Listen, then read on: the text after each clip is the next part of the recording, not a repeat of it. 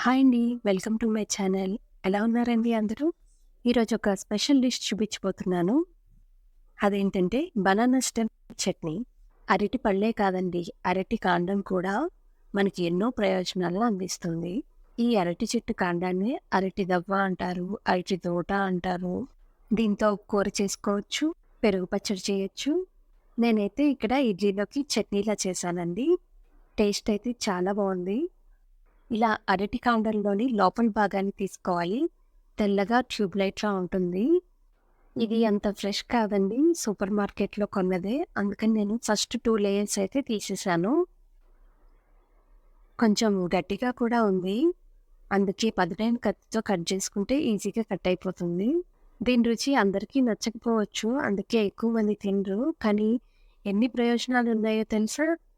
అరటి కాండాన్ని తీసుకుంటే మలబద్ధకం నుంచి ఎసిడిటీ వరకు చాలా సమస్యలు దూరమవుతాయి. దీనిలో ఫైబర్ చాలా ఎక్కువ ఉంటుందండి. ఇది మన జీర్ణక్రియకు చక్కగా ఉపయోగపడుతుంది.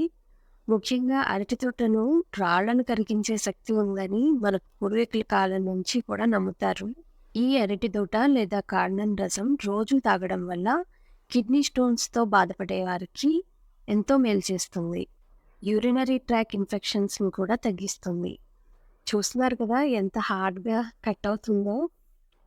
కట్ చేసేటప్పుడు ఇలా పీచులా వస్తుందండి. అది వేలుతో ఇలా చుడుతూ తీసేస్తే వచ్చేస్తుంది. ఇలా మొత్తం కాండాన్నంతటిని కూడా చక్రాల్లా కట్ చేసేసుకున్నాను.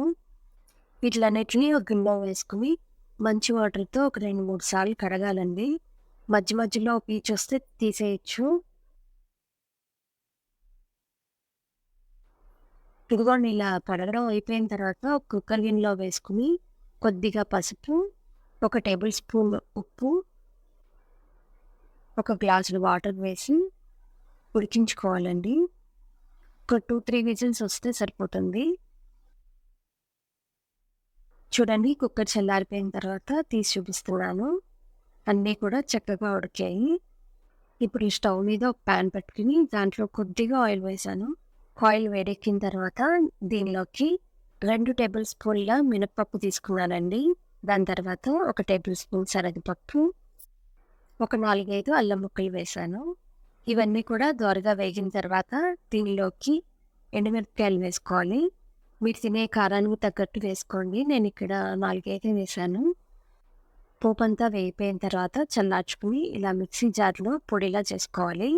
ఇప్పుడు ఇందులో ఒక స్పూన్ చింతపండు గుజ్జు, 2 టేబుల్ స్పూన్ల పచ్చి కొబ్బరి, దీని తర్వాత ముందుగా ఉడికించి ఉంచుకున్న అరటి తోట ముక్కలన్నిటిని కూడా వేసేయాలి. దాంతో పాటుగా ఉడికించిన వాటర్ ఉంటుంది కదండీ! అది కూడా వేసి ఇలా మిక్సీలో పేస్ట్‌లా చేసుకోవాలి. ముందు ముక్కలు ఉడికించేటప్పుడు ఎక్కువ నీరు వేయకుండా తక్కువ నీరు వేసి ఉడికించుకుంటే తక్కువ నీరు ఉంటుంది. అది ఇలా చట్నీ రుబ్బేటప్పుడు వాడేసుకోవచ్చు. పడనవసరం లేదండి. ఆ ఉడికించిన వాటర్‌లో కూడా చాలా విటమిన్స్ ఉంటాయి. ముక్కలు ఉడికించేటప్పుడే ఉప్పేసేసాను కదా! దీని తర్వాత ఇంక మళ్ళీ నేనేయలేదండి. ఇప్పుడు ఈ చట్నీకి తాలింపేస్తున్నాను.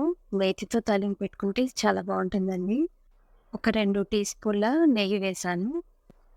కొద్దిగా జీలకర్ర, ఆవాలు, కరివేపాకు, 2 ఎండుమిరపకాయలు వేసి బాగా వేయించుకోవాలి. తర్వాత లాస్ట్‌లో కొద్దిగా ఇంగువ కూడా వేసుకోవాలి. ఇంగువ డైజెషన్‌కి చాలా మంచిదండి. ఇప్పుడు ఈ తాలింపంతటిని కూడా పచ్చట్లో వేసి కలిపేసుకోవాలి.